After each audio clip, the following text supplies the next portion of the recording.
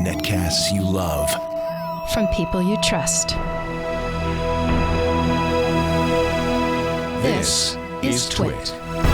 Bandwidth for All About Android is provided by CacheFly at CacheFly.com.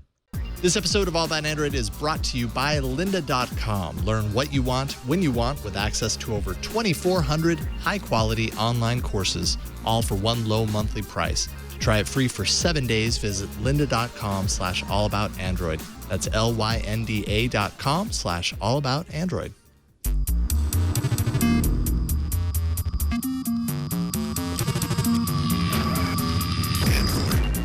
Hello and welcome to another episode of All About Android, episode 162, recorded on Tuesday, May 20th, 2014. We're your weekly source for the latest news, hardware, and apps for the Android faithful. I'm Jason Howell.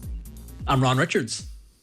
And I'm Gina Trapani. The three of us unite once again. This is kind of a rocky couple of weeks because, one week, someone's here, next week someone's out. I think next week, Ron, you're gone. The week after that, Gina, you might be out, but that's okay. We're solid. It's a rough time period.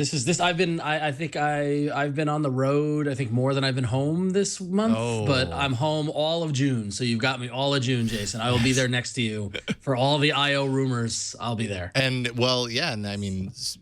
Gina, you're going to be here, I imagine, IO week. Will you be here for All About Android that week? Yes, she will. Yes, I'm going. Yes, I will. Ron says. I hope if Ron says so, then I am because I'm catching a ride with him. I didn't respond to her email yet, but yes, I will gladly give Gina a lift up to the brick house to do the show in person as a unit. Thank you. Excellent. Yes, I'm excited about that. Yes, we'll all be in studio. I'm really excited about that. Thank you, Ron. By the way. We'll netcast from the studio together and then get some dinner and drinks. Emphasis on the drinks, at least for me, because I like to. Not speaking of drinks, hey, we have an awesome guest to welcome to the show, Andrew Martinik, editor at Android Central. It's great to have you on board tonight. Yeah, it's great to be back on the Twit network for the second time now. That's Hopefully right. The second of many. That's right. A few weeks ago, you were on Mike Elgin's Tech News Today. I actually produced that show. So, and when he brought you on, I was like, dang it, I've had you in my list to bring onto the show, and there you were on Skype in front of me. So I was like, okay, I'm just going to ask you right now. And you said yes. So thank you for coming on the show to talk all about the encompassing Android news of the week. It's good to have you here. We have a lot to discuss here. The potential dawn of patent peace. Maybe that's overstating it. Probably is. Google buys companies just because Google seems to be liking buying companies these days. iOS apps on Android. Thought it couldn't happen. We've got some video to prove you wrong. Some awesome Google app updates, hardware leaks. A lot of stuff to get into. So why am I still talking? Let's get into the news.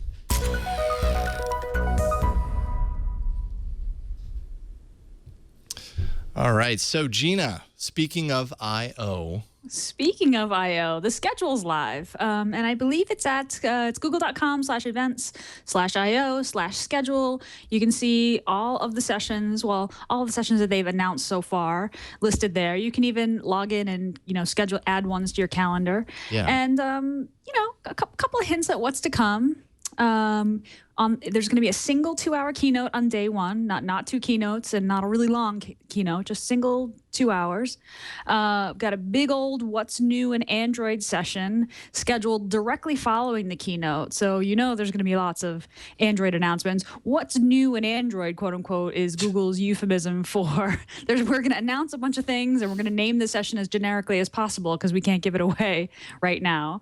We got a session on the ART runtime, so we're moving closer to the ART switch, or ART, if you will. Mm-hmm. New Android camera API, lots of Chromecast stuff, some Android Wear. And, this schedule that's up right now, it'll change and become more specific as announcements are made. They're usually, kind of furiously updating the schedule as the keynote's going on, as news breaks. And of course, if you're not going to I.O., which a lot of people aren't, there's a bunch of things are going to be live streaming. So you can look at that schedule and you can filter by just show me the sessions that are live streaming. Certainly the keynote is live streaming, so you can tune in and watch yourself. And of course, I should plug Twit. I know that Leo's going to be live covering the keynote the morning of I.O. He's going to be in studio And I'll be, Jason, you and I will be actually at Moscone. Yep. And so you can watch on Twit or you can watch directly from Google. So pretty cool. I'm excited. Yeah, I think maybe Leo might be a little bummed about the fact that he's going to be pretty alone here during the keynote because, like, I'm taking off for it. You're going to be there. I think Mike Elgin's going to be there. Leo's just going to be here watching the keynote. But maybe I'll drive up and have breakfast with Leo. Hey, there you go. Yeah, I don't want to go to I/O. I'll Seriously. hang with Leo. Hey, Ron, I'll get in touch with Leo if you want to be part of the coverage. I'm sure you'd be okay with that. I'm If sure I he could- would love if to I have could you. If I can If you swing could being swing. out of the office during the middle of the day, maybe I'm thinking about it. But I definitely Yeah. will. I'm not looking at the schedule to see what I'm going to be missing. So yeah, 'cause Yeah. I'm not going. So, actually, I didn't ask Andrew. Are you doing the I/O this year? Is this in your future? Well, right now we have our fearless leader, Phil Nickinson, going there right now, representing Android Central. But we've didn't get in. I think we had 4 or 5 people register just through the regular registration and the press registration, and I think most of us have got the snub so far. So right now we'll have at least one person there. Yeah, good. Yeah, it was a tough year. This was definitely Yeah, a it tough seems year like from what I've heard from everybody and from our own experiences. Not an easy year. They're definitely kind of clamping down. And actually, I think ultimately their reasoning is, hey, this is a developers conference. Less press means more developers, and it's a very obviously that's what the conference is all about. So that's good on Google. But well, excellent. Well, we'll see Phil then at the show. Shifting gears a little bit away from I/O, which I think we're all looking forward to the fruits of I/O and everything. But what about the patent world, the exciting world of patents that I tend to always be the one to talk about? Is this the case of hell freezing over? I don't think so. But in the past few weeks, a couple of pretty major patenty things have happened. First, Apple and Google's Motorola Mobility Group filed a settlement agreement where they plan to dismiss all existing patent lawsuits against each other. There's no cross-licensing agreement. Apple and Google have also agreed to work on patent reform between each other as well. This comes after countless cases between both Apple and Motorola. This isn't necessarily like Apple and Google coming to an agreement, right? This was an ongoing battle between Apple and Motorola, which is right now owned by Google. That's about to change. So that scales back to 2010, but each company bears its own court and attorney costs as a result. So kind of coming to a little bit of a truce, although I suppose we'll see kind of the longer lasting implications of that. But then news broke, I think this was earlier today, coming from the Korea Times, that Samsung and Apple are also having their own talks to settle their own patent disputes out of court, citing the recent verdict of the Apple-Samsung patent case in the U.S. as a key reason for the resumed discussion, which, as we all know, that case seemed like a major one, and then ultimately, in the end, it really didn't seem like Apple had as big of a victory as they were hoping for. So it wasn't as much of a slam dunk anyways. Florian Mueller of Foss Patents said things should be coming to an end during the summer. Apple doesn't have an endgame strategy. Its agreement with Google shows that its management is looking for a face-saving exit strategy from Steve Jobs' thermonuclear ambitions that were based on a totally, in his words, unrealistic assessment of the strength of Apple's patent portfolio. So what do we think? Is thermonuclear war coming to an end, Andrew? What do you think about this? I really hope so. But really the most interesting part about at least the Apple Motorola, kind of settling things was that there wasn't as far as I'm aware, there wasn't a cross-licensing agreement involved with that. Right, there wasn't. So they pretty much, doubly backed down. They said, we're not going to, we're going to end this battle right now on at least the things that we were fighting about. And then we're also going to just, kind of look the other way with the fact that we may be using each other's technologies, which is usually these things end up settling out of court with a licensing deal intact so that somebody is going to be making money. But this is more of a situation where they say, I guess they've landed on level terms, which, like you said, is a big 180 away from the way Apple's been handling things before. Yeah. What do you guys think? Gina, Ron, how does this strike you? I don't know. I feel like it's this tennis match, you know, where it's like it always seems that we're through it, and then something else is going to come up. Like I just know I've been burned too many times to think that this is the end of it. Yeah, personally. Yeah, it is kind of hard to believe that thermonuclear war really is being averted. But okay, I'm going to choose to believe. I'm going to be the optimist. I hope that I think that this is a very closely watched. So these cases between these particular companies are very closely watched. I think these companies have an opportunity to set a precedent of cooperation and collaboration, whatever that is. And I hope that that happens, because I think that that means that there'll be fewer thermonuclear patent wars declared in the future. I really wish that Jobs was around for this, or maybe not. Maybe I don't wish he was around. Maybe this wouldn't be happening if he were around. I don't know. That's a really good point. I mean, maybe he's the one who all those quotes and everything seem to have originated from him, and that competitive spirit. Is this more of a sign of the post Jobs Apple? And who knows? But I mean, it's nice when everybody works together and works the way it is, as opposed to going the litigious route. I guess so. I'm hopeful in that regard. Yeah, and to what you were saying, Andrew, as far as not coming to a cross licensing agreement, like that could be a great thing.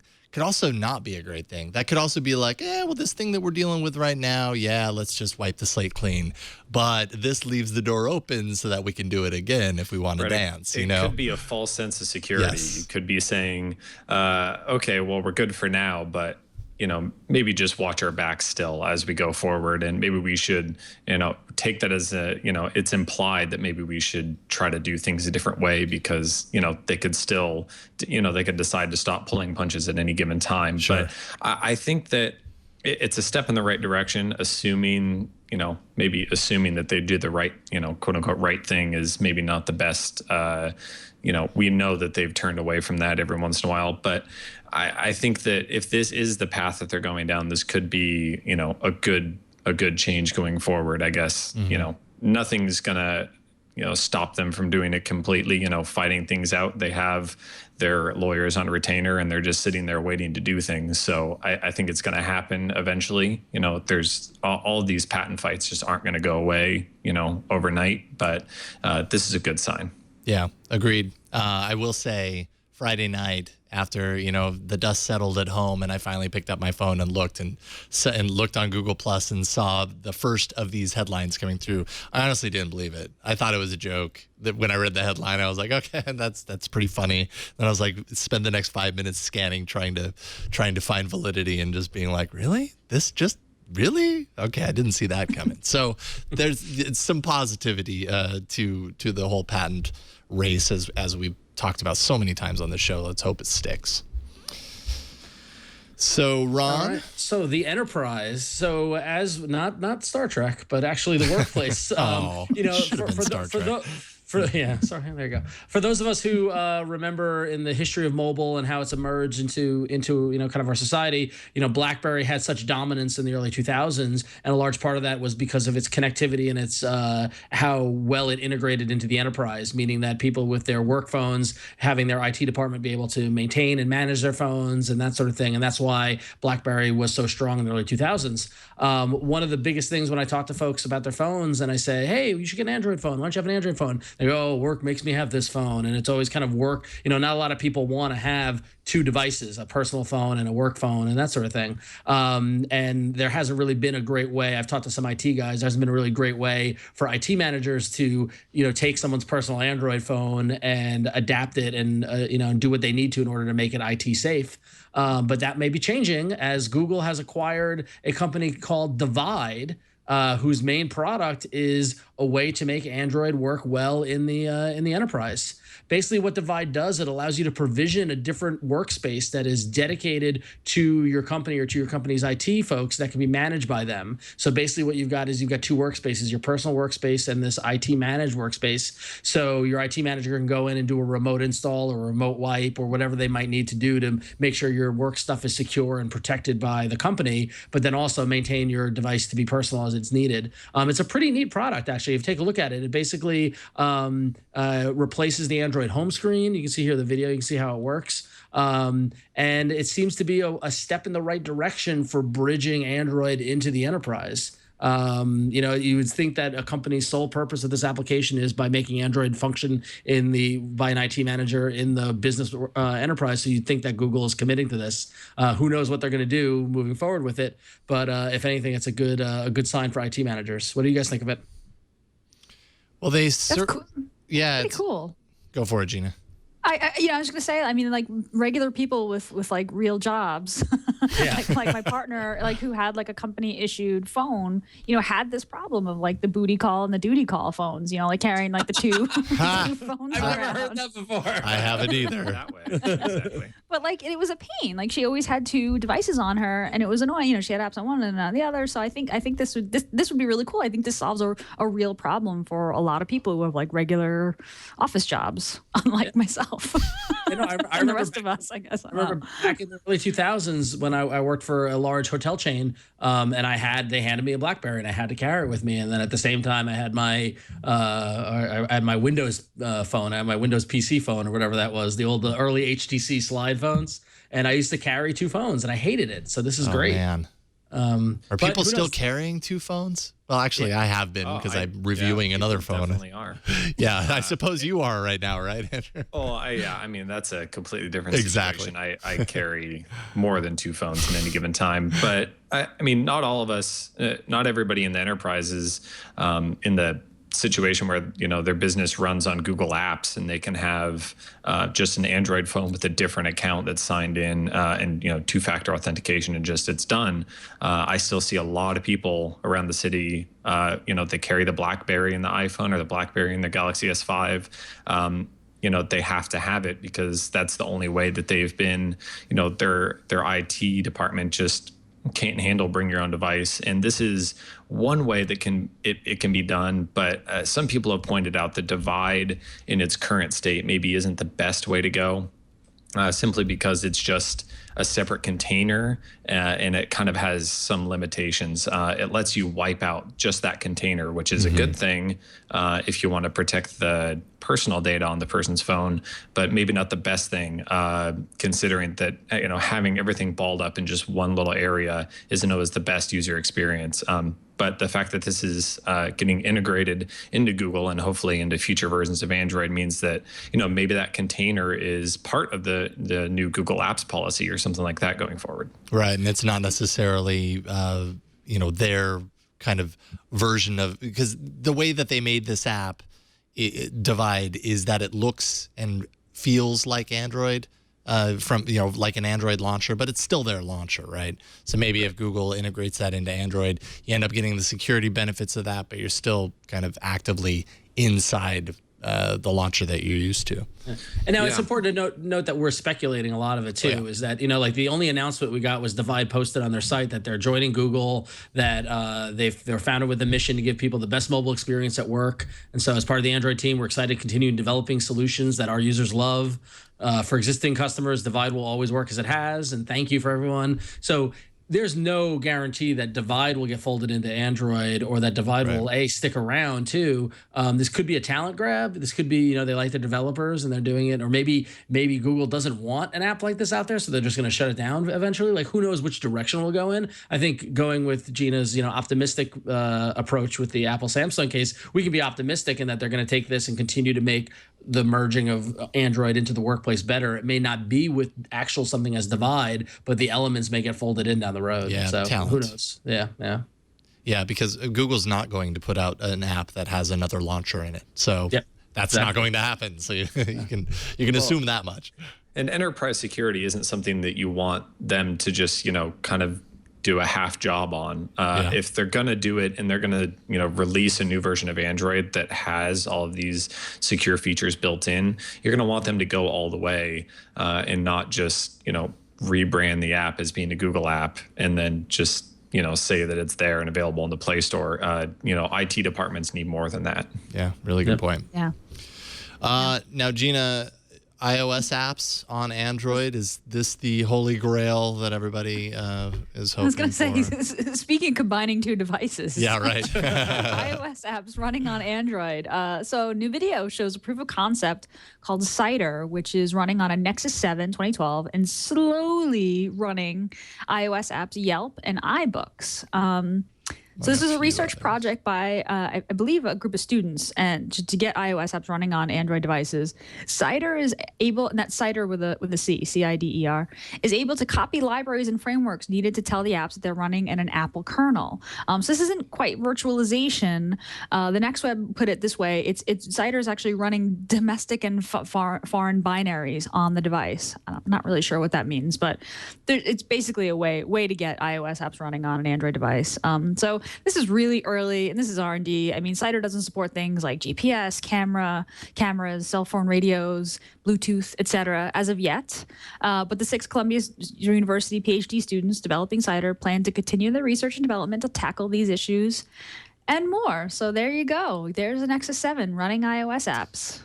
Yeah, It sounds like one of those. I wonder if we can do this. Oh yeah, that's total proof of concept. And if you skip about halfway through, Brian, you'll see. I think you get to like iBooks. Well, this is the Yelp app on iOS, and you see a few. Look at that, of the other ones. iTunes on a Nexus 7. That is wild. That is weird looking. Yeah, not necessarily that you're going to want to run this to I mean, a lot of people don't even want iBooks on their iPhone. Right. Good point. So is this really something that's, I don't know. Too true. It's Too cool. true. It's just, hey, you give a bunch of techno geeks the ability to let their imaginations run wild and try and tell them that they can't do something, and they'll make it happen. So Native there you go. execution. Yeah, I mean, this is clearly not a consumer product, and probably isn't going to be a consumer product. I mean, for doubt years I Apple would. virtualized. Yeah, I mean, Apple would never. Right. I mean, but for years, I virtualized Windows on my Mac in order to check my site in Internet Explorer. You have like the whole Hackintosh project where you can run OS 10 on a PC, which is still kind of alive and kicking. But really, the only people who do this kind of thing are super nerds who are often developers or just kind of curious, but still kind of neat. I totally agree. I like seeing new things, and that's certainly a new thing. I haven't seen that before. Let's take an email here real quick. Scott McKenzie wrote in to say, great show. I'm not even in the Android universe, but I still listen and watch every week. My girlfriend's mom suffered from a stroke a couple of years ago. She has been in a care facility since then. Since she's now becoming more independent, however, she can't quite communicate what it is that she wants to say. My girlfriend and her brother are worried that if she is out on her own, and she calls because something is wrong, that they won't know where she is. Any recommendations for an app that will work like Find My Friends does on iOS? Thanks a heap, guys. So I have, not much experience with iOS, so I don't know Find My Friends. I don't know exactly the functionality that you're trying to do. Basically, I assume that you just want to find where she's at. And actually, the answer lies in something we're going to talk about in more depth in the app segment. But Google Plus pushed out a new update. Before the update, you could do location functionality for sharing your details, your location details, either citywide or pinpoint wide with a particular person in your friend list. And now in the new app, you have the ability to actually navigate to that person. Really cool feature. It sounds like exactly what you're looking to do here. It's like the old. Do you remember when Latitude came out? Latitude was the element that allowed you to tell, use Android to tell people where you are, and it looks like they folded that into it. But also, very quickly, I just did a quick search to see if Find My Friends, if there was a competitor or similar app to it, and it's available in the Google Play Store as well. So, there's a if you can't get. Oh, yeah. Okay. I thought Find My Friends was like an Apple thing. I put the link in the chat room. Yeah, there it is. So yeah, it is. This isn't like the official Apple port or anything, but it just happens to be called Find My Friends. Oh, okay. Yeah. So there's an official Apple app called Find My Friends. Oh, there's an official. I thought this was just an app. Oh, interesting. Look at that. There you go. See, this kind of works too. But I can show you real quick, just kind of give you a sense of what we're looking at with the new app. And, I can do that if I turn down my auto brightness here. Let's see here. Okay, there we go. All right, so let's say I wanted to navigate to Clayton in Pennsylvania, and then directions, and it takes you right there, and it gives you the location. I'm going to go ahead and block that away. But anyway, so it makes it really easy in the new Google Plus app. You just basically have to, for your mom, your girlfriend's mom, go into her Google Plus, if she has a Google Plus account, set it up, and enable location sharing with you directly. Here's a kind of a walkthrough on Android Police that they did on showing you how the functionality works. So totally possible and kind of built into your Android phone already if it has a Google Plus app. Pretty cool stuff. If you want just a one-off quick sharing, here I am, Hangouts will do that as well. Right. You can just hit share a location and then drop a pin on a map. You could do that if you don't want to turn on location sharing all the time on Google Plus. I'm not sure if some people have a problem with that. Totally. Hangouts could be an option there too. And what is it called? Is it called Glimpse? Is that the one where you can Glimpse, track your route? that's the one. I was trying Glimpse to remember. is great. Yeah, that's the one. Yep. That's also more of a real-time thing, but that has you can put bookending times on it and say from this time to that time shows somebody where I am. But yeah, if you need that control, and absolutely, I've used Glimpse a bunch of times, and it's really helpful to just say, "Hey, I'm on my way." Usually, it's when I'm stuck on the freeway. I'm like, "I promise, I'm on my way. If you want to see when I'm going to arrive, here it is." Super cool stuff. In this case, it sounds like they want it just working on the phone in case her mom kind of gets into a situation and isn't able to say, "Here's where I am." In which case that would be handy as well. So there you go. I hope that helps, Scott. Let's take a break and thank our sponsor of today's episode. That would be Lynda, lynda.com. At lynda.com, there are hundreds of courses. They have courses on all types of technology topics, web design, development.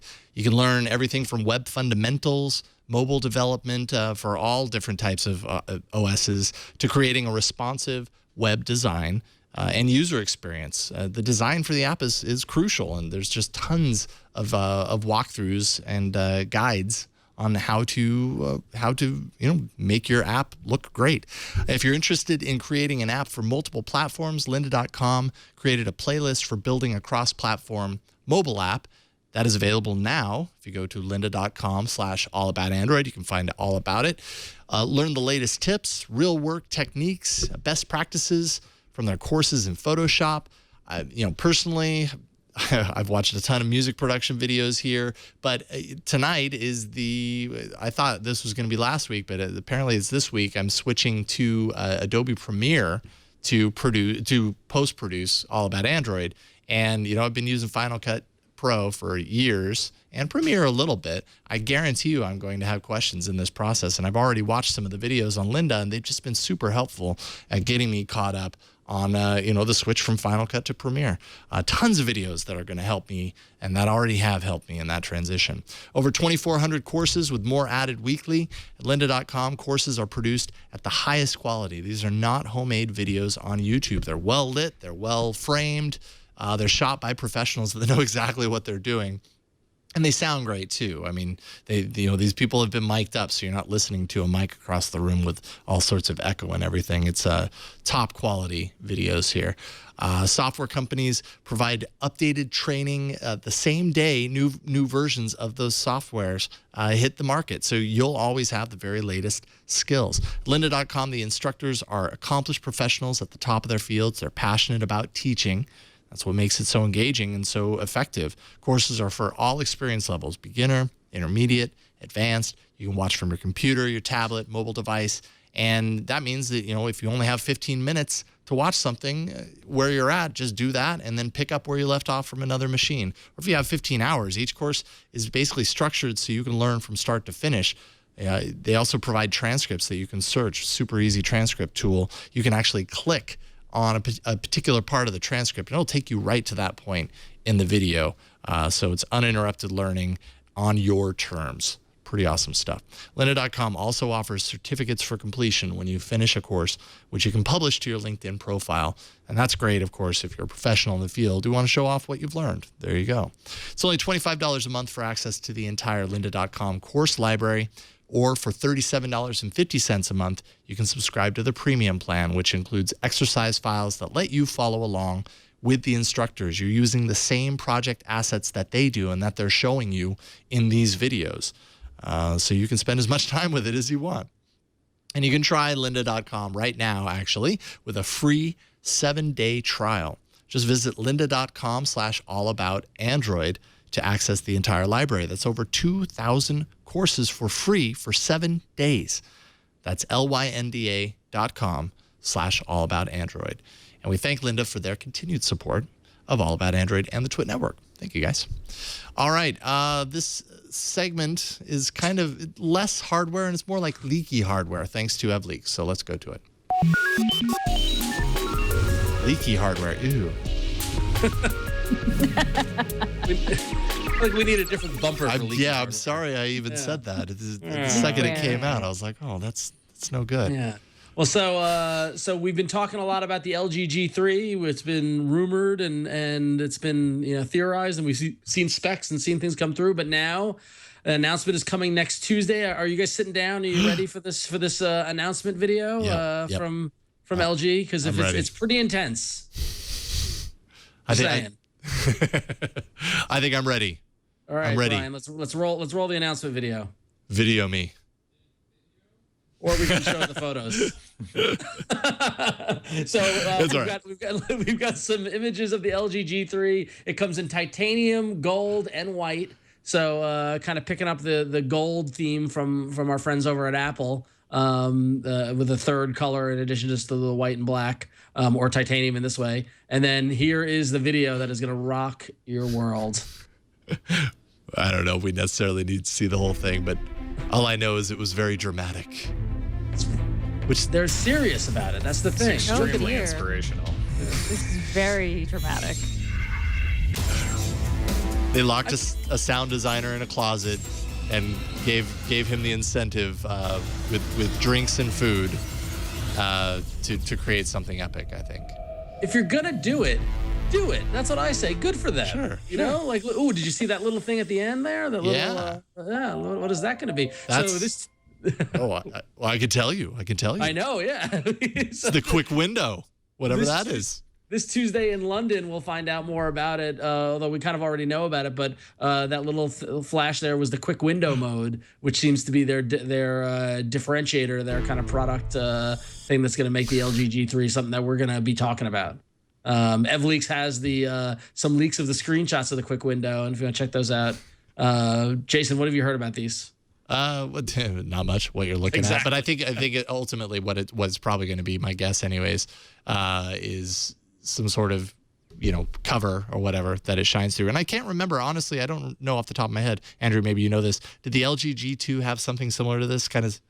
Yeah, the G2 and the G Flex both had kind of a flip case that went over the front and had the window on the front, and you could choose different clocks and little. It's something that they took from Samsung, who did it with a quick window cover on the Note originally. So this one's just going to be round, it seems, potentially, considering all of these. They look rather Android wear. Yeah, of course. Yeah, which is cool. Round is the new hotness, as we found from every avatar in the world. But look at the lower right-hand corner ones. In addition, the lowest right-hand corner one looks like a phone call, which is pretty cool, and that looks very Android wear. But the one to the left of it, that looks like a launcher. It does look like a launcher. Yeah, so it could be like a quick app launcher, but then you have to take the screen cover off after you launch the app. So I'm not sure which how is that's just odd. Yeah. Or if they're internal LG made apps, maybe there is a version of them that runs in that tiny little window. Well, the GS5 window, I think it's called a quick window cover or something. You can actually take pictures, and it shows a viewfinder in the small little window. But then it also takes really small pictures that are that awkward aspect ratio. So it's not that useful, but it does the thing. If you look at those apps too, I mean, I could see the phone working in that window, and I could see the music player and the camera. But there's the settings icon and email, which it might be a little more difficult to do in that little circle. But who knows? Yeah. So they're trying to sell covers? Sorry, I'm slow on the uptake here. This is like to sell covers over the screen that shows through? It's to sell a flip case. It's just like your standard flip case that goes on the front, but it just has a hole cut in it. Gotcha. To see it through. It's exactly what it sounds like. Yeah, and I mean, like you said, Samsung has their version of this. HTC has their version. The Blink, is it the Blink feed? Or the dot view. The dot view. There we go. So not one circle. It's just got dozens of circles. Right. That one's kind of cool, and even less practical because it doesn't actually really show you anything. It does this kind of dot matrix display thing. But in any case, the real issue with these cases is once you flip them over on the other side, you know, how is the usability with that big thing flapping off your phone? That's the issue. Yeah. Well, regardless, it does look like a pretty nice piece of hardware. Still not sold on the controls on the back thing. When I played around with, I think it was the G2. It could have even been the G1. It just didn't. That was kind of my biggest issue with it. I reviewed the Verizon version, which admittedly they kind of messed up the back buttons even more by making them really flat and flush with the back, so you couldn't even tell what button you were hitting. But it seemed like too big of a trade-off to not be able to see the buttons and know where you were touching, versus, you know, maybe making the bezel just slightly wider and putting the buttons on the side. It seemed like a odd trade-off, but they seem to be sticking with it after they did it with the G Flex too. It's their differentiator, their hardware differentiator. Yep. Got to differentiate somehow. Yeah, apparently you do. Yeah. In this day and age. So, Gina, after this next leak, also courtesy of EvLeaks, are you sad that you have the HTC One M8? Well, no, I don't think I'm that okay you with need it. to be. Yeah, I'm in that Zen Android place of being happy with what I have, Yes. Jason. That's what I'm trying to impart upon our listeners and viewers as well. But I have no idea what you're talking about right now. You're speaking Greek to me right now. But if you bought an HTC One M8 and you're looking for a reason to feel full of regret, then the HTC One M8 Prime might be just the regret you're looking for. EvLeaks posted a full 360-degree rotating GIF of purportedly of the Prime, which is bigger than the M8, a bigger camera bump, flatter design, less rounding on the corners. EvLeaks also claims it's a 5.5-inch screen, 2,560 by 1440 screen, Snapdragon 805, 3 gigabytes RAM, Category 6 LTE, waterproof design, case made of composite aluminum silicon carbide. Okay. No time frame on this as of yet. Looks pretty cool. I don't want a bigger phone. This is what I keep telling myself is like the M8 is my limit of how big I want my phone until, according to the size of my hand, it goes into phabletville. So I'm okay with where I'm at, but it looks nice. Yeah. This is the M8 Prime though, Gina. This is the M8 Prime. The Prime. So clearly it's better. This Prime name keeps appearing. I remember when there was the Nexus Prime. Which Nexus device was the Nexus Prime? That was the Galaxy Nexus. That was the Galaxy Nexus, right? Yeah. Yep.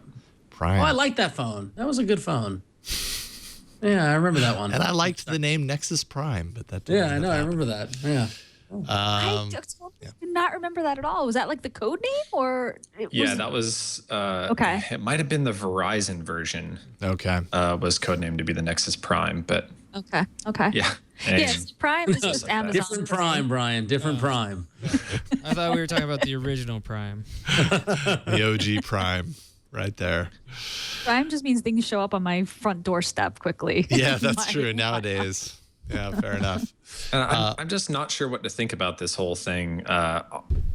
It seems so close after the release of the M8 that it's kind of, this could be really early. I mean, this is just a render, right? Just because it spins doesn't make it more official, I don't think. Fair enough. You mean that it doesn't exist? So it could be anything, but I don't know. It looks a little fan rendery to me, simply, with the huge camera thing sticking out. One of the, people like to harp on the 4 ultra pixel camera as not being that good. So it kind of seems like they're going way over the top saying, look at this giant camera with the red or orange ring around it. It just seems a little bit out there to me, but hey, we see all kinds of stuff and, I guess some of it turns out to be true, right? Yeah, I mean, the way the camera kind of protrudes like that does kind of remind you of HTC phones of 2 years ago, right? In the way that they use, kind of like the HTC Incredible, with the sharp red around it. Yeah, you're right. Evo, didn't the Evo have that too? Or The Evo, and it got really scratched up because it just rested on the camera. So. Yeah. I don't know. I think that the idea, sounds right. Of course, they would come out with a new version of the phone that has better specs than the last version of the phone. But to think this is just going to be released like 3 months after the original one came out seems a little, that would be a big slap in the face to anybody who bought one. And, there are a lot of people that haven't bought one that, are planning on it. They're going to buy, the M8 is going to hit peak sales numbers, after today. It's not like sales have topped out a month after it's come out. Sure. Well, and Gina, you were very happy with yours. I dig mine. I do dig mine. I've been playing with I don't have it here with me right now, but the Sprint version, the Harman Kardon version of it. Yeah. And I like it. It's great hardware. Some of the software kind of bugs me, but I don't know. When does software not bug me? Apparently, it always bugs me. It's a problem I have. But I really like the device, and that's the main thing that I've always really liked about HTC. Their build quality and their hardware design is just great. So I'm liking it. And the Harman Kardon, by the way, that it's kind of a higher.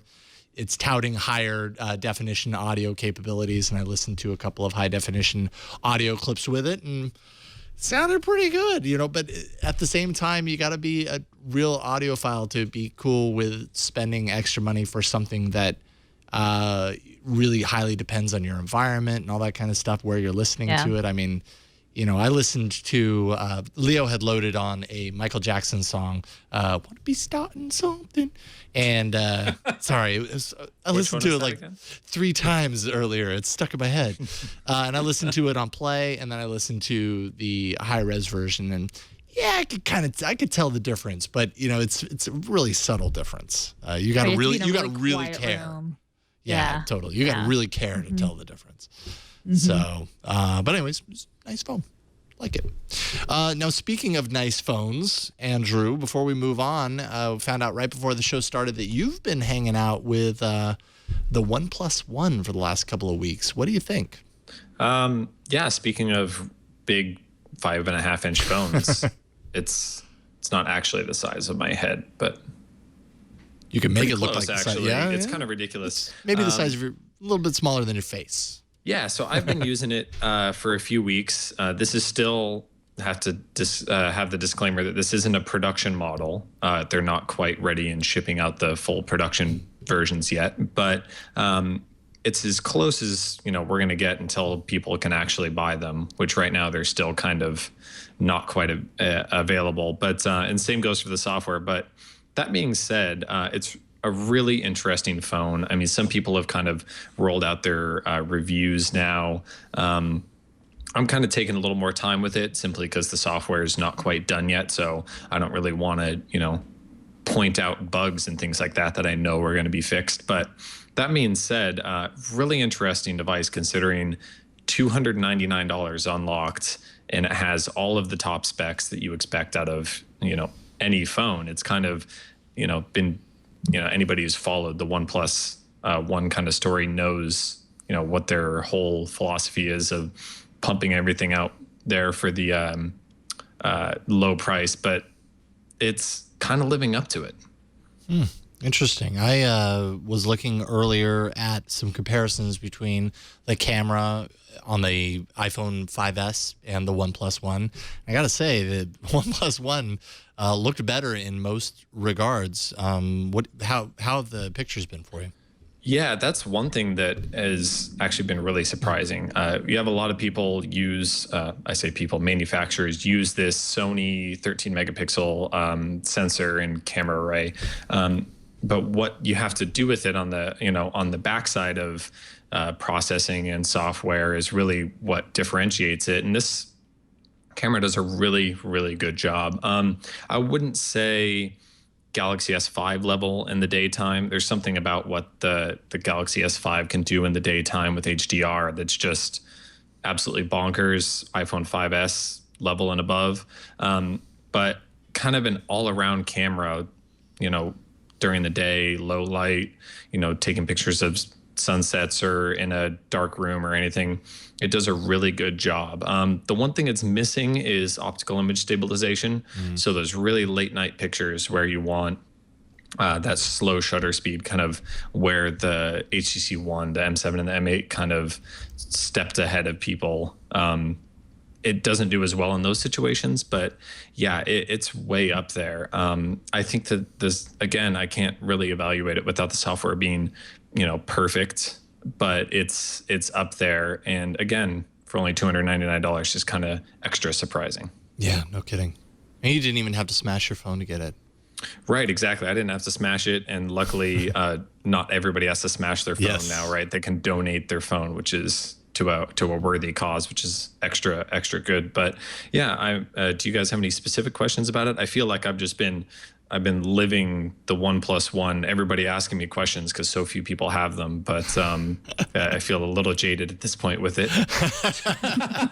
No, I mean, yeah, this is a phone, and I have it, and I've had it for 3 weeks, so I'm going to be done with the it soon. Yes, so absolutely. Well, okay, so after 2 weeks, is this the kind of phone that you could conceivably consider being your daily driver?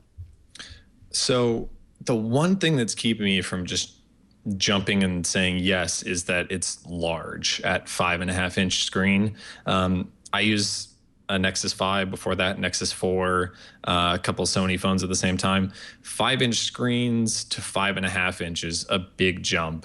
OnePlus talked a lot about it being a 5.5-inch display and a 5-inch body. That didn't really come out to be true, as these phones are just completely different sizes. Wow. And so I've got large hands, but even then it's kind of like, it's to that point. It feels quite a bit larger than even the Note 3, because it's kind of just blocky and angular. And that's kind of my biggest issue with it. Other than that, everything is top notch. Cyanogen mod is completely fine. It's doesn't crash. It's not unstable at all. It's the exact same experience I expect on my Nexus 5, just with a few changes and tweaks that you have available to you. It's really just the hang up on that screen size. Everything else is really, really top notch. Man, for $300 sounds pretty good. That's the gonna get a lot of craziest part. people. Yeah, they're going to get a lot of people with that. Cool. Do you guys have any questions, or I'm just fascinated that it exists, like to see it in the wild and to hear. I mean, yeah, We've been hearing about it for so long, right? I know it's a unicorn at this point.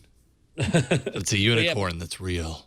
And large, apparently. Yes, 5'5". right. Yeah, jeez. Well, unicorns aren't very small, to their credit. Well, cool. Well, thanks for at least spilling some of the beans of your review. When can people check Android Central to find your full review? I would say, oh man, I hate putting myself on a deadline that. I would say late next week, just to give myself some padding. Okay. But we also have, I'm kind of doing like an Ask Me Anything in our Android Central forums that's like got hundreds of responses now. And I've been in there, people ask really, it's really interesting to see everybody has their own little thing they want to know about. I want to know about speaker quality, or exactly what you can do with the notification LED, or how does this on-screen versus capacitive key thing work, and all these little things that I would have to write a 25,000 word review to get all these things in, but you can just go ask me in the forums, and then I can get back to you with a couple sentences and hopefully shed a little light on it. Oh, that's great. And that's a really interesting angle, because it's like, when you think about it, of what are the drivers that make people interested and then want a phone, really everybody looks for different things. Like I would never even think about speaker quality, because I never play music, like I rarely use speakerphone. Like I don't really use it as an external kind of speaker, but to someone else that's important. And there's just so many different factors and different aspects of the phones that it's become so segmentized that there are different drivers that drive interest in other people. So that's cool that you're doing that. That's Sorry, go. I was going to say, the screen is kind of an issue for me with the size of it, but somebody might already have an Xperia Z Ultra or something, and this is a drop of an inch in screen size, and they're okay with that. So, I kind of have to look at it from that angle of, these are the high points, these are the low points. Overall, you decide which ones are deal breakers for you. All right. What you were saying right there, Ron, is exactly why there is no such thing as a perfect phone, because everybody has a different point of emphasis. And that's why Project Ara will be awesome. I suddenly feel like a very boring person because I'm just like, does the battery last? Will it fit in my pocket? Can I use it one-handed while I'm holding onto the pole in the subway? Okay, good. Like, I'm good to go. Although I did come to really like the HTC One speakers on the front because I watch a lot of YouTube videos with my daughter, especially, and like I liked the sound coming forward. I that was would the agree. first time that I was like, oh, that's a thing. Yes, that's nice. I'm not holding the phone and blocking the speaker. But yeah, those questions that you just said you got, Andrew, I was like, wow. Yeah, like I'm not a hardware reviewer, I guess. the big thing that I had to buy new slim port and MHL connectors for my TV because so many people wanted to know about video output on the OnePlus One. I'm talking dozens and dozens of people. And so it's like, all right, Amazon Prime, get a couple things here, and then I get to test them. That's not something that I would normally care about on my phone to plug into my TV, but that's a selling point for some people. Yeah, sounds like it is. All right, awesome. Well, thanks for talking about that. Everybody go to the forums at Android Central if you want to get in your questions for Andrew. and you may be sorry that you asked, Andrew. Oh, no. Everybody it's seems to have questions about this phone. Yeah, it's helping me write my review. Oh, that's true. That's good. Fair enough. So, Ron, is this the Glass Holy Cow edition? Although there isn't really a lot of holy cow moments here. So there's not a lot of holy cow, but some interesting glass notes. We go glass notes, if you want to call it, if you want to brand the segment. Sure. But like many of Google's applications, when they roll out in the kind of early stage form, and it takes a couple of versions to get the interface and the pretty factor done. Now the My Glass application hits version 3.0, and it looks like they took a step and focused on that application. Actually, Andrew, you wrote up this article. What are some of the key things of this new version of the Glass app? It's the app that we wish the previous version just never existed, and this was like the launch version, and you could say, wow, this is exactly how it should be. It's designed just like all of the latest Google app updates, except for Google Plus now, which is quickly diverged from that already, but it's designed properly with quote unquote properly with the slide in panel on the left, and it kind of segments out things to where your contacts is separate from your glassware, which is separate from information about your device. And before, it was kind of just this really long scrolling list of everything that didn't make a whole lot of sense. Anybody who's used Glass for a little bit of time, the nice interface of Glass, it's kind of intuitive, was just completely thrown out the door when you're looking at the app on your phone. Yeah, it was pretty bad. And now they're much better. And I'm not surprised to see this happen. I mean, we've seen this happen before where they roll something out, they get it to market, and then they get feedback, and then we get the app that we wish it had happened. Like it's almost like we're being involved in the R&D phase of the applications, which is kind of cool to watch that happen. But it's neat to see it come out with this new version. It looks pretty nice. But that said, there's some other little movement behind the scenes at Glass. First up, lead electrical engineer Adrian Wong has left Google and has joined the Oculus/Facebook team of Oculus Rift fame. He was a major asset to the team, holding more than 10 patents, and now he's moving on to arguably one of Google Glass's biggest competitors. So that could hurt.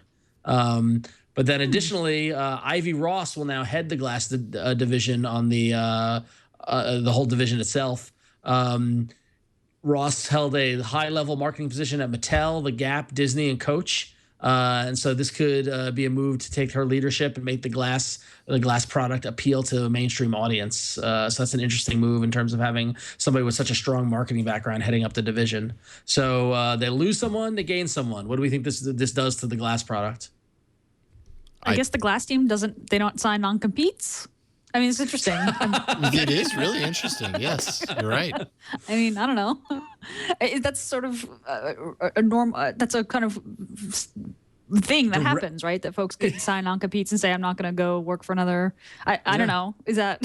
It's true, right? It's a really good, question. Yeah. I don't know the answer to that, but I wonder if it all happened so fast that when Glass came out, was Oculus even on Google's radar? You know what I mean? Yes, it was a Kickstarter and it had a lot of people talking about it, but who knew that Facebook would buy it? I wonder if that was it. This is a case of they slipped on past the goalie or another that's a metaphor. pretty big slip. Yeah. Yeah. I mean that they like you said, arguably could have had a hard time preventing, but or even looking forward in the future and knowing. But wow, that ultimately that ends up being kind of a big deal. Yeah. But I think the Glass team, there's plenty of other people that I'm sure capable of taking it and running with it. So thank you. Goal. Thank you, Brian. Appreciate that. Goal. Okay. It's time for World Cup. Apparently it is. So yeah. Hey, so Andrew, do you have a pair of glass? Do you wear glass? Yes, I have. Are you a glasstronaut? I have a nice whatever color this is, gray shale. Yeah, I think it's the shale. I think it's yeah, I do. We've I think 3 of us at Android Central have a pair, so we kind of try to keep up with it as much as possible. And I just went to one of the Glass Explorer events here. They did one of those roadshow things where they show it off to everybody in Seattle, and then the day after they did a meetup for the Explorers. So that was nice to get together with more people that have used glass. We have a Skype dropout issue. We will get reconnected with Andrew, but I'm sure it was going to be brilliant. But that's okay, because we will get his brilliance in the next segment, apps.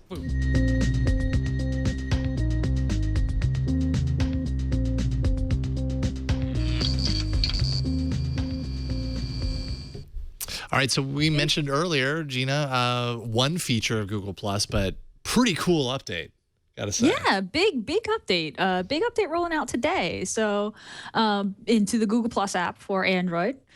Big UI refresh.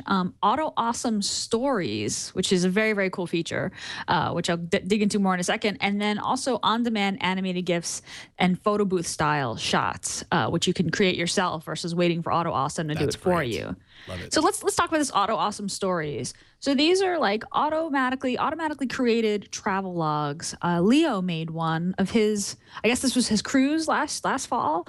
And it came out really, really nice. So it's just kind of a series of, Google Plus photos, chooses your best photos from a particular trip and makes this kind of book or narrative or timeline where you can flip through all your photos, this really nice interface, and see where you've been and what you did and the sites you saw. And I got to tell you, I mean, of course, they featured one, the official Google blog featured one of the Googlers, but I didn't really believe it until I saw Leo's and was like, oh, these are real pictures from a real trip. And it came out really, really nice. I mean, I gotta say, Google Plus Photos has been incredible, and I love all the Auto Awesome stuff that's come out so far. So this looks like it's on par with all the other great Auto Awesome stuff. Yeah, and I mean you have it on mobile as well. If you take my camera, I have it here.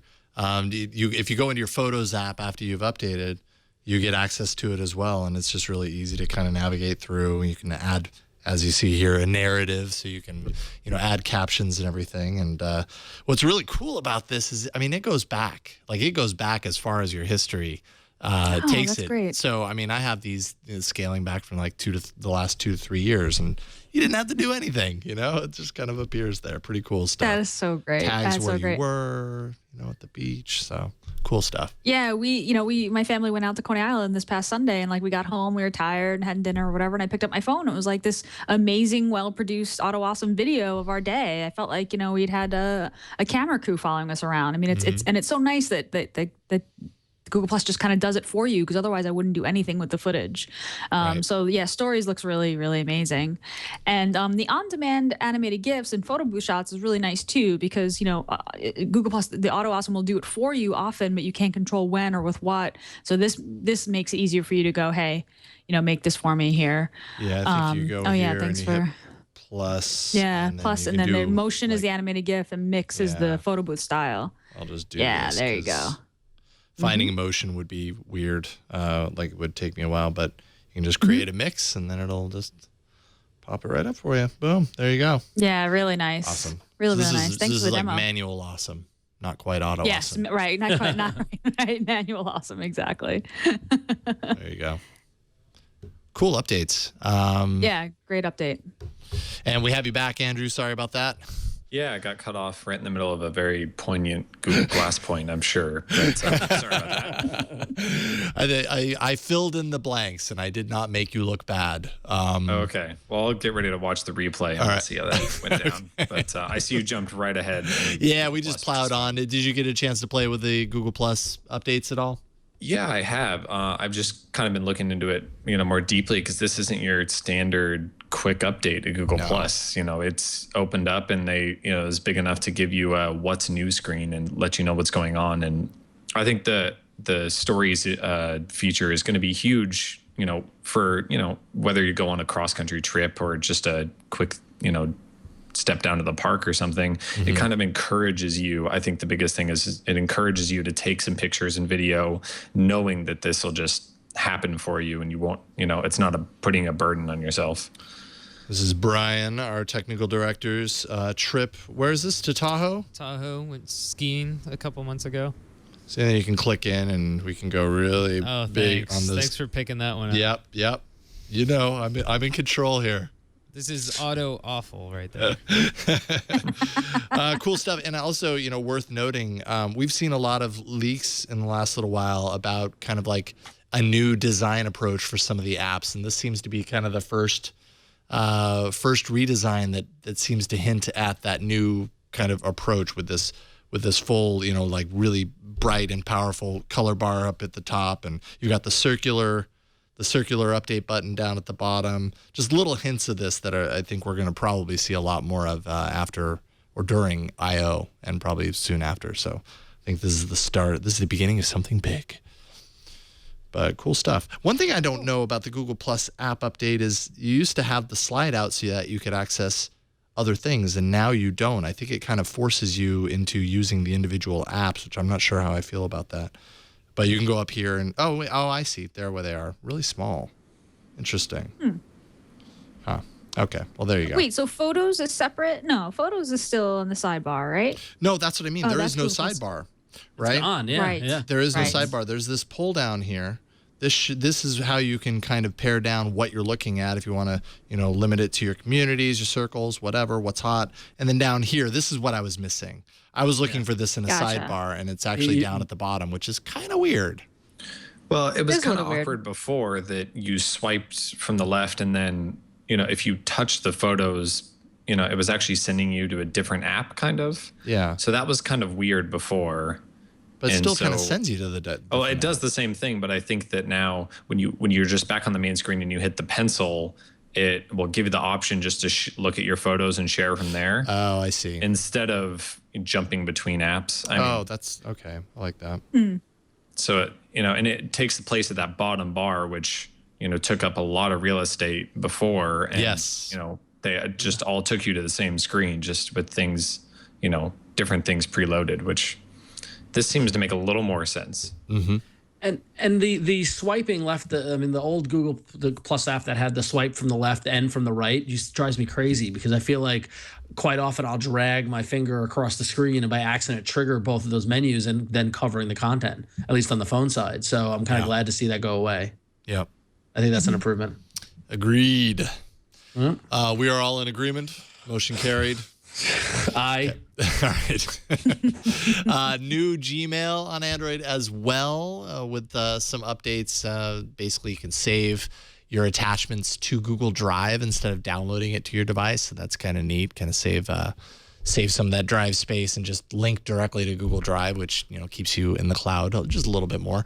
Spam explanation. So if you want to know why that message ended up in spam, you can find out why. It'll give you a little explanation for it. Improved right to left support. So for different languages that that are printed in the opposite direction of us here in the Western world, I suppose.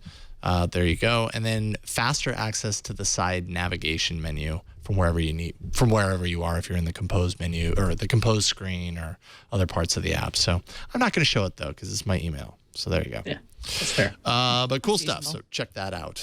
In the show notes, we'll have a link to where you can find the APK if it hasn't already downloaded for you. But I think by now everybody's getting it. So you should be good. And then this next one's pretty darn cool, I think, Ron. Pretty neat. Kind of a theme from earlier. We could have had a whole segment about these sort of stories. But so Quest Visual, the company behind the very cool app WordLens, which is the app that allows you to translate printed words with your phone's camera, with your phone's video camera. They got acquired by Google. So there you go. They updated their website over at wordlens.com to say Quest Visual is joining Google. We've seen the beginnings of what's possible when we harness the power of mobile devices to see the world in your language. By joining Google, we can incorporate Quest Visual's technology into Google Translate's broad language coverage and translation capabilities in the future. So Google's on a bit of a shopping spree, and in doing that, they're also kind of giving back a little. And I don't know what the motivation on this is, but WordLens and all the language packs are currently free thanks to the Google acquisition. So if you haven't downloaded it and picked up your preferred language pack, go to the Google Play Store and grab it now while you can, because who knows if it'll stay free. So I imagine it might. I don't know. Who knows? But it sounds like this is definitely a case that we're going to see this technology get folded into Google Translate, which is cool. Which is very cool. So Yeah, good for them. yeah, that's a cool app. It is a cool app. It's Yeah, really look cool. at that. It's one of those like, oh crap, that's magic apps. Right. That's like we live in the future. Like that. Yeah. Yeah. So, I could have swore that this was in the arena, but it never was. And now it's a Google app, so it can't be. oh, somebody lost. Look at that. Now, do you think, how long does it take for WordLens and the Google Translate team to go over to Google Glass?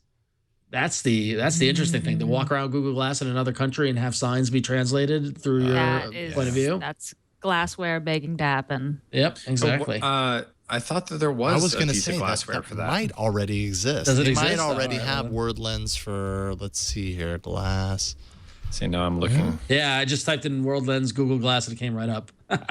Yes, they were demonstrated on Google Glass. Yeah, so there you go. There you go. See, it made so much sense. It already happened. Yeah, that probably exactly. played into it. Yeah, that's for sure. So, cool. Cool. So I guess the important thing to know here is that it is free and the languages are free, and go get it now, because it might not always be free, or it might not always be available. It's very possible that they end up shutting it down, although they've made no mention either way whether they're going to do that or not. So go get it while you can. Keep it right next to Flappy Bird and you'll be all set. Exactly. I have Flappy Bird forever because I got it and played it for 5 minutes. See, there you go. So Gina, email. Yeah, we've got an email. We've got an email from Jim. Jim writes about the arena from last week. He says, with the talk of Yahoo Digest last week, which was my App Arena pick, I have to step up a bit for a Play newsstand. I've been using it since it came out a few months ago, at least once a day, to get news on just about everything. Aside from the full main channels, it also pulls RSS feed. The hamburger menu also allows you to jump to the original URL of the story without a hassle. Best of all, I can read CNET without being constantly pestered by ads or being asked to sign into an account. Ironically, the one thing I haven't used Play Newsstand for is reading magazines, because I don't subscribe to any. Oh well, love the show. Keep up the good work. Thank you, Jim. I appreciate that. You know, it's funny. I mentioned Yahoo Digest on Twig last week, which was right about all about Android, but Leo didn't have a tool, so I was just kind of throwing it out there to see if he wanted it. And he and Jeff, who's a professor of journalism, kind of poo-pooed Digest a little bit. Like, what is the purpose of this? Like, it just summarizes stories. It's not original reporting. It's just summarized. And Leo brought up Google Play Newsstand. He's like, you know, I use this. The widget is good, if not better, than Yahoo Digest. And I've been running both of them side by side, and I totally get it. Like, I get the appeal of Play Newsstand. I hadn't really played around with it very much. And I think if you are looking for more than just the News Digest kind of short summaries, Play Newsstand is a great recommendation. So thank you to Jim. Yeah, I've not spent much time with Play Newsstand at all. And they had their, what was it? It was the app that was folded into it not too long ago. Currents. There we go. Yep. Which And Play Newsstand is so much easier on the eyes than Currents ever was. Yeah. But that was also an app from an earlier generation. But Play Newsstand is actually really good just for kind of browsing around, and you don't have to have a bunch of subscriptions or manage anything. It's kind of just open it up and the content's there for you, which is kind of nice if you don't want to, turn your news reading into a chore. Right. Yeah. And I do use Play Newsstand because I get free digital editions of Wired and Entertainment Weekly because I actually do subscribe to those in the paper edition, and so those moved over to Play Newsstand, and it's been fine. I mean, it was somewhat seamless in the transition. So there you go. Thank you, Jim, for writing in. Good point right there. All right. Let's get in the arena. What else am I going to say? Let's do it. Let's battle. Let's get there, Brian. Let's go. Let's do it. Let's move. Come on, bring it. So many enter. I like that. But only one lives. I was just buying you time. Android Arena. Appreciate it. I was buying you time, and then I panicked. No, let me do the explosions. Okay, good. All right. Phew. I'm happy that you were able to do the explosion. So from last week, of course, we had a few apps in the arena, as we always do. We had Habit Bull, Kingdom Rush, and Yahoo News Digest. Thank you. That was me exploding, apparently. And hey, Gina, you're not alone, right? Yahoo News Digest wins with 44% of the votes. Yeah, I mean, I realize News Digest is probably very offensive to people who actually care about and produce the news, but for the idiots like me who just want to know what the top stories are with no fluff, it's pretty great. I spend all of my time reading about technology and Android news, and none of my time reading about anything else. My thought about Yahoo News Digest is here's a way for me to see what else is out there outside of this technology sphere that I seem to live and obsess with. So I liked it for that, because then I don't have to read through a million different stories and, not find things that I want. These are things to focus on. I liked it for that. So there you go. Yahoo News Digest, 44% of the vote, top. Habit Bull, second place with 29%. And Kingdom Rush is third place at 26%. Before we move on, we got an email. Oh, man, I didn't include the name. Well, somebody awesome wrote in and said, hey there, AAA crew. Quick little thing about Gina's app pick. In the settings for the app, there are the Yahoo News dots at the top. Tap on them, and a Simon-like game starts. I can't believe I missed that. I cannot believe I missed that. Awesome. I mean, the whole point of News Digest is that it's quick and you just get your news. I mean, if you can play Simon as well. But kind of fun, really fun Easter egg there, which I totally missed. Yeah. So, yep, there it is in the settings. look at Yahoo having fun with their apps. Yeah, having a little bit of fun. I like it. I like it. Fun, putting the fun back in Yahoo. It's been years. Yeah. Take out the exclamation point. Put in the fun. The exclamation point stands for fun, actually. All right, so we have 4 new apps to show off this week. I'm going to start off since, of the people that, are returning from last week, I am the loser. And this week, I have an app that I actually used earlier today because what did I decide to do on the morning of All About Android? Because I'm stupid. I decided to wipe my phone and start clean because I've been putting it off, and every once in a while you get that wild hair, and you're like, you know what? If I hit go, then it's too late, and I have to do it. So I just hit go. And in the process, I did end up deleting something that I wish I hadn't, but that's okay. I'll get over it. I have no choice, right? I have to get over it. But what helped me in my transition, when you wipe your phone and start fresh, if you don't have the Play Store automatically backing up your apps for you, which I don't. I think it's overly aggressive. It takes like all of these random apps that you've ever installed, and for me, I've installed a lot, and it just starts throwing them on your phone, and there's no rhyme or reason, and I just don't want that. I want to have control over what apps end up, and part of the reason that I'm wiping my phone and starting fresh is because I want to kind of cut out the fluff and only have the bare bones, the things that I actually need. What did I use? An app called List My Apps. And basically, this is an app that you install on your device, and I can show it off right here. And you can go through and create a list of the apps that you have currently installed, and then export that and share it as a file for a number of different ways. You can share it as plain text. You can share it as an HTML list if you want to like throw this in blog comments somewhere. BB code list if you want to do it in forums. Markdown list like Reddit, for example. Market URL for direct sharing, like through a barcode scanning app. Oops, there's a little glare there. You can also create your own custom format if you want to. You go to the template editor, and you can create one, and you can use basically a combination of codes to list out in whatever way you want the pertinent information that links up to the apps that you have installed on your device. So what I did before I wiped my phone completely, I toggled this thing. This is always linked to Google Play, even if the app does not come from there. It doesn't really matter to me because that's really the only place that I install from, unless it's a random APK here and there. But I don't have Yahoo or the Amazon Market installed on my phone. But that could be useful for you if you want to do that.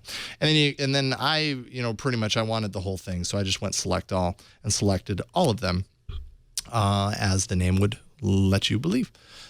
So anyways, you share that, and you can share it to any number of places based on what you had selected in the share as format drop down. I shared it as an HTML list and just emailed it to myself, and then it was as easy as pie, right? I opened up the email on my phone once I had it wiped and just clicked on the links and installed them, and I didn't have to think about what was that one app that I had on there? I can't remember what it was. It's just a direct link to the market, pulls right up on my phone, and I can install it right away. So it just made kind of the transition a little easier. I didn't have to think about it as much, and I also kept a full log of what I had installed so that when my daughter picks up this phone expecting to find Princess Salon 4, or whatever it is that she figured out how to install on my phone before I wiped it, if she really needs it, I can find it again. So.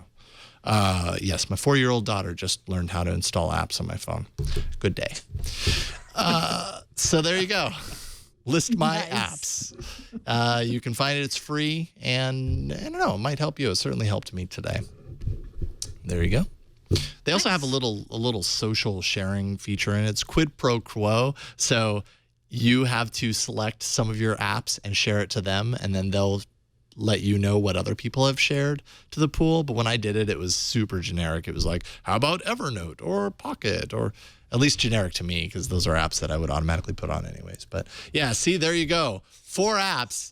I pull up my notification tray, and those are staring at me. To be fair, The Mermaid Salon. Yeah, I've seen you be playing those at work, so. Well, I have to review a lot of apps at work, and my specialty lately is salon apps. So there you go.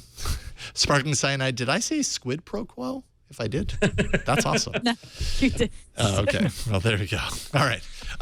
So that's it. List my apps. Ron, what you got?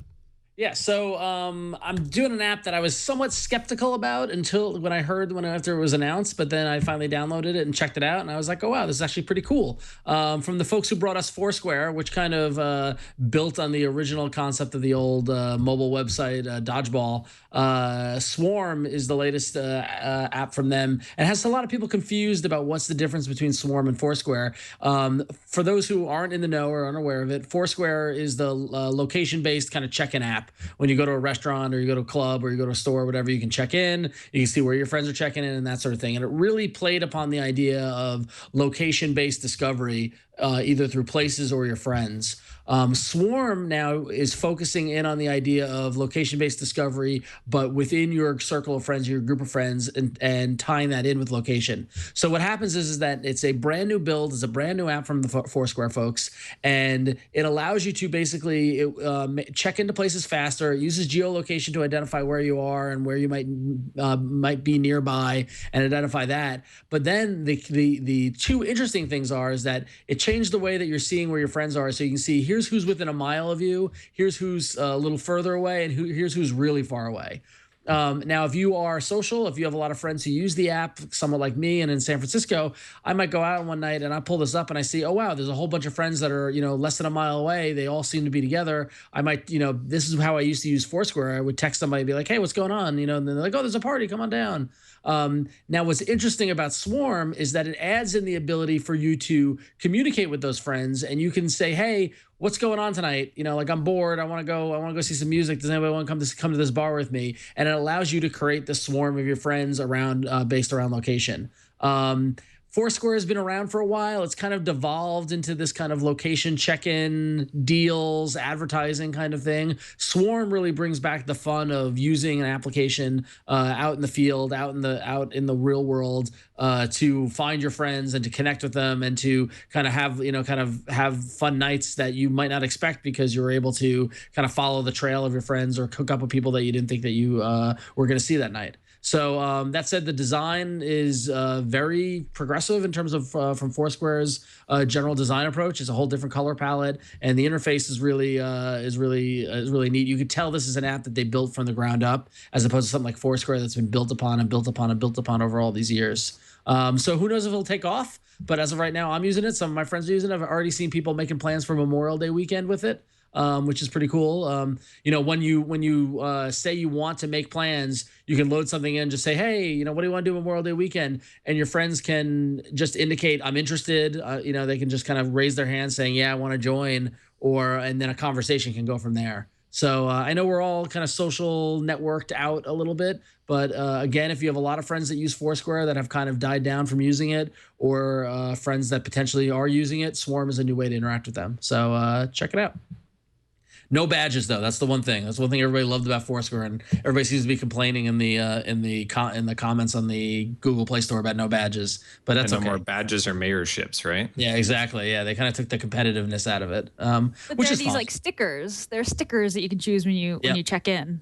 Exactly. Yeah, you can kind of say what you're doing, and they're borrowing that from Facebook and Path and stuff like that. So yeah. Would All About Android be a unicorn or? Well, I think we already figured out it's a unicorn, Jason. Actually, we did do that, didn't we? Okay. I think obviously finding out what Foursquare as a service becomes when they release their new revision of the app and the service later. It is kind of confusing. I was playing with this a couple of days ago, and I'm like, okay, so this is basically Foursquare, but a little different, but not much. But I don't know. I mean, the thing is that it takes the focus away from the location and puts the focus more on you and your friends. Yeah. Which I think Foursquare did years ago, but the balance recently has tipped to the location. At least in the past couple of years, as they focused on monetizing and advertising and all that sort of stuff. Right. So it's almost like you have this little guerrilla group within Foursquare that is kind of going back to what was fun about it. Mm-hmm. So, I mean, it seems like Swarm is about finding your friends, and Foursquare is going to be about finding places, right? Yep, right. Exactly. And what's great is that the data is shared. If you have an account with Foursquare, you already have a Swarm account. Yep. If you checked in on Foursquare, it shows up on Swarm. Like they're building it in the right way. So it'll be just I'm very curious that I've only had this for a couple of days. I'm gonna try it out this weekend. I'm gonna be very curious to how it interacts with And admittedly, my friends are a little more. They're gonna try a new app before anybody in San Francisco, but that will show the potential if it can take off with that core group of people who really loved Foursquare 5-6 years ago. Swarm could have potential, so we'll see. But at this point, the design was compelling enough, was well designed, interesting user interface. It's totally free, and if you've got friends that are already on Foursquare, you already have a network in place. So right. There you go. Yeah, Cool. I use Foursquare pretty heavily, especially here in New York. It's a New York company, and I know the founders and a bunch of my friends are on Foursquare. And since I moved back to New York, it's become immensely more useful, especially around like finding people and making plans. And I like with Swarm that you can broadcast what neighborhood you're in, so like always. So it's not like your exact location; it's just kind of the area you're in. So I can be like, people can know like, Gina's in Greenwood Heights, like, and if they're nearby, they can ping me and say what's going on without saying exactly where I am, which is really nice. Mm-hmm. So I've been digging it. I've been digging it a lot. Actually, Ron, you swiped it out from under me. I was scrambling today because I was going to do Swarm. So you're quicker on the draw. Then this is probably the time that I should say, Gina, you swiped your pick out from under me. So wow, this is one of those rare arenas Today? But yeah, I was gonna go with that, but then threw it in there. It's okay though. I'm happy it turned out the way it did, but we're not there yet. Oh no, Andrew. It's your turn. What is your app? And I'll show it off. I have it installed on the tablet here. All right. So this is an app called Do Not Disturb. And this is the free version. I've got the paid version now, which is named differently, even though it's the same app, but a paid version. It's kind of weird. But Do Not Disturb is the free version. And basically, it does what has kind of been made more popular with the Moto X, where it'll you can choose specific times and specific contacts to turn off notifications from for a specific amount of time. So I use it mainly because I have so many devices. I set up all my devices to turn off everything completely from about 11 o'clock at night to 8 in the morning, 7 in the morning, depending. And so I will get no emails, no notification sounds, nothing but alarms will go off for a set amount of time. And so you can set up a different schedule for each day of the week. Maybe you have a weekday and a weekend schedule. And then with the paid version, I think is $2.50. You can have it monitor multiple calendars. So you just hook it up to your Gmail accounts and you can say, while I'm, anything that I mark as a meeting or anything on this calendar, you can mute my phone completely for that time. And just like Motorola's Motorola Assist, I think it's called, if you get a call from the same number multiple times in a row, then it will go through on like the third or fourth try. So if somebody really needs to get a hold of you at 2 in the morning, they'll call you 3 times in a row and it'll ring on the third one, which is kind of a big deal. I know a lot of people are, they have the phone on and on their bedside, because they're kind of worried, just in case somebody needs to get a hold of them. But then, when you get 25 or 75 emails in the middle of the night, you don't want your phone vibrating on the desk next to you. And you also showed the instant there where you can just say, hey, mute my phone completely for the next hour. You didn't have it in your, there you go. And it'll show, it's going to unmute at 7:51. It has a little countdown bar for you. So the nice thing there is if you didn't hook it up to the something in your calendar and you can pull out your phone, tap, and you're done. And then at any time from the notification pane, you just tap it and you can turn off there you go. And then everything's back on. I can go up here and. Yep. And you can tap that and you could say pause it for 15 minutes or you can end it completely and it'll just add another 15 or it'll, extend by another 4 hours. It's kind of nice. I wish that it had like cross-device syncing. So if I changed it on one device, it would change it on the other one. But for now, it's kind of one of those first few apps that I install so that, my phone's, for me, it's not necessarily the phone that I'm on, my primary phone, but it's that other phone that's sitting in a desk drawer that's powered on. And then all of a sudden something's, vibrating in the desk drawer, and I have to go turn it off in the middle of the night because I'm getting emails in there. And then all it does is when you get up in the morning, it just turns back off. So that's kind of the nice thing. It takes the guesswork out of whether or not your phone or tablet's going to be making noise. This is really what I have Tasker installed for is almost entirely this. And this is which is sad because there's so much more capability to Tasker, and anymore that's the only thing I really use it for. Right. And I don't need my phone to, mute or unmute when I leave the house or anything like that, or do anything weird. I just need it to stop making noise at 11 o'clock at night and don't make noise again until 7 in the morning. Unless so-and-so calls or whatever. Exactly. Unless somebody calls 3 times, you can, at least in the premium one, I'm not sure what's in the free one. I've been using the premium one for so long that, you can set up different rules for specific contacts or specific conversations. You can, you can accept incoming SMS from a single SMS number, but not for a group MMS, which is kind of nice. So you can get cut out of the group conversations in certain hours. And there's a lot of cool little tweaks you can do. But even with just the most basic one for free, it just shuts it off at night. And, sleeping through the night's a really good thing. That spammy email that you get and then, 2 in the morning isn't worth waking up for. Fair enough. Awesome. I think I'm going to get this, actually. Get the full version of this. This is great. Yeah, absolutely. So the free version is called Do Not Disturb. Yep. The and then full version is called Silence Premium. So all I did was just click on the developer's name, and there's 2 apps. There's the free one and the paid one. Gotcha. So there it is. And so unfortunately, there's no in-app purchase to just upgrade. You have to uninstall the old one and install the paid one, but it is worth the $250 even the first night that you don't get woken up. Fair enough. Let's see here. Okay, so that's awesome. It's called Do Not Disturb. Search for that. There's a free version. You can check it out. All right, now Gina, Here is I have it already installed because I had icon packs and everything all loaded. Oh, you do. Excellent. This one, I'm so sorry. Don't be sorry. I thought I was so late. I was like, I'm so late with my app this week because I was kind of scrambling. But I'm sorry if Nope, don't be sorry. I'm happy you got it because I'm happy with the one that I did as well. So it's all good.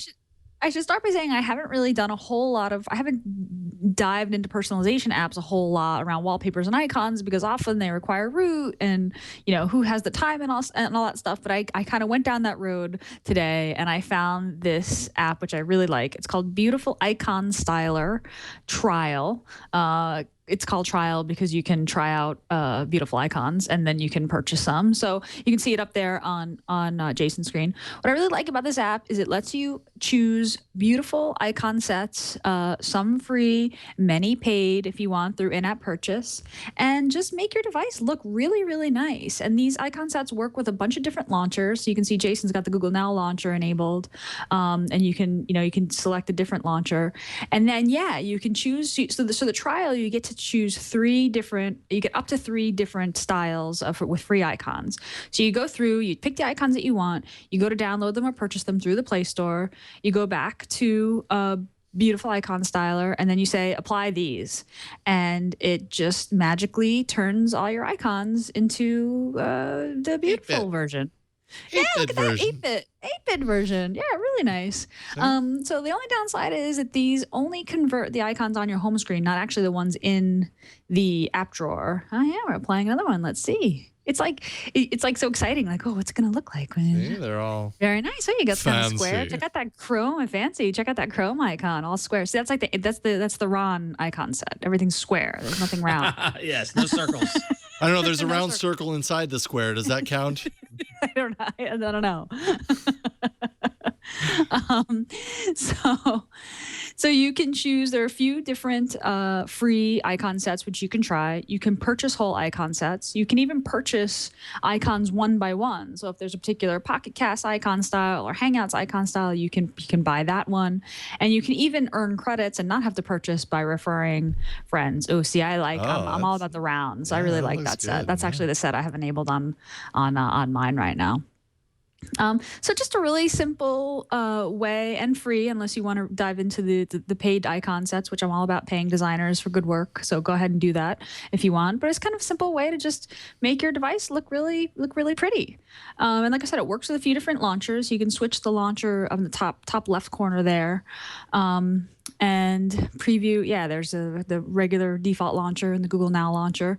And you can preview icon sets. And it's just nice way to make your device look good. And a lot of times, I think people have been, that are root users. Sorry, I can't talk. Root users have been able to do this for a long time, and it changes it system wide. The one thing about this app is it's not changing it in your app drawer. Right. So if you go in your app drawer, that's it's the bummer. But that's okay. Like most of your interaction to a large degree is centered around the home screen. So this is a nice hate to say non-destructive way because that's probably not the right descriptor for it, but it's a cool way to apply it quickly without requiring root, and it's pretty easy to revert and very non-invasive and very easy to try out new icon sets quickly and just change the look of your device, keep it fresh. Yeah, exactly. I have my most used apps on my home screen and in folders in some cases. So rarely do I go into the app drawer anyway. Mm-hmm. But that is something to keep in mind. But it's Beautiful Icon Styler Trial. You can try it for free.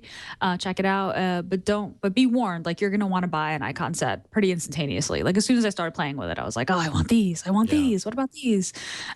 The trial version, you get to install 3 to test it out, and then if free ones, and I think it's like $1.99. I think for the upgrade, it's an in-app purchase, and then you can install as many as you want. So cool. Yes, I like it. I approve. Beautiful Icon Styler is the app. So we have 4 apps for you to choose from this week: List My Apps, Swarm, Do Not Disturb, and Beautiful Icon Styler. Check it out by going to AAApoll.com/162 to vote for your favorite app this week. I have a feeling it's going to be a close one. We have a lot of really good apps this week. And let us know what you think. AAApoll.com/162. 2 for episode 162. That is it for this week. We've pushed right up to the time that we have for the show, but it's been a great episode. And Andrew, really appreciate you coming on the show today with us. Yeah, thanks for having me. Any time that you want to talk about Android or Glass or Google or anything, I'm here. Fantastic. We will take you up on that. Where can people find all the work that you do online? You can find me on Android Central. You'll see me, I'm sure, on the first page on any given day. Like I said, the OnePlus One review is on the way as well. That'll be a big one. Other than that, Twitter at Andrew Martinick, Google plus Andrew Martinick. I post probably more on Google Plus just because you can get some long form stuff in there, and always posting new pictures and impressions of whatever devices I'm reviewing. Right on. Well, we'll be looking forward to your OnePlus One review on Android Central. Thanks again, Andrew. We'll definitely have you back soon. Yeah, absolutely. I appreciate it. Right on. Thank you. Gina, what you got going on these days? I'm working on a little thing called thinkup.com.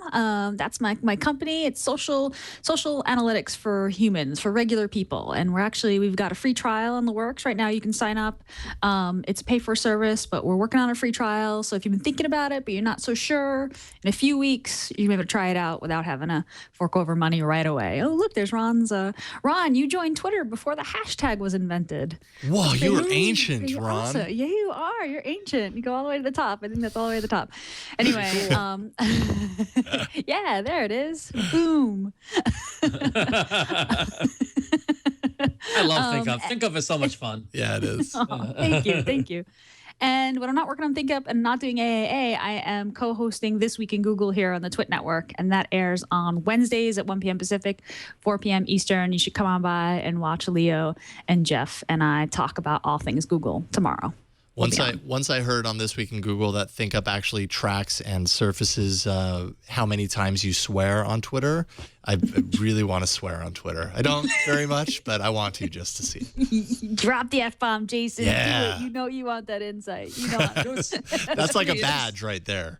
What's pretty interesting is I never swear on Twitter because it posts to Facebook, and that's where my mom is. And so, like, if you follow me on Twitter, you notice I never curse there, which is an interesting balance between how much I curse in real life. So there you go. Me too. Me too. So you won't see that insight, but that's okay. You okay. curse in real life, and it just floats out in the air and doesn't exist anymore. You curse online, it exists forever. It's there forever. There you go. Ron, where can people find you?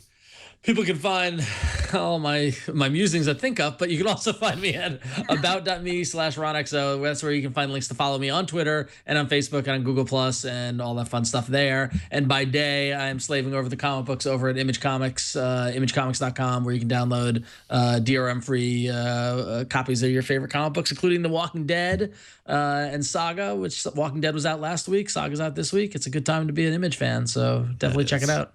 Dude, you got a good job. You got a lot of fun in your day job. Yeah. Keeps me on the road a lot. That's the only problem. Yeah, I can understand that. Cool. Well, great stuff. Thank you, Ron. Brian, how about you? Not much going on over here, Jason. Just wow. Are you getting a tan right now? Yeah, Potter's Deal with the it. light over there for me. Getting my tan on during the show, multitasking. So. Fine, Brian. I'll deal with it. Fine, whatever. But when I'm not TDing the show, I'm also hosting Know How on Thursdays, so you can check that out. And if you like corgis and motorcycles, you can follow me on Twitter at cranky_hippo. And I have some Know How tidbits that I posted recently, but mostly pictures of my dog. So Doge. Well, you just got yourself one more follower here. That was a good sell. I also am following you, and I hadn't been, Brian, so I apologize for that. But that was a good sell. It's the tan that I'm getting now, right? Yeah.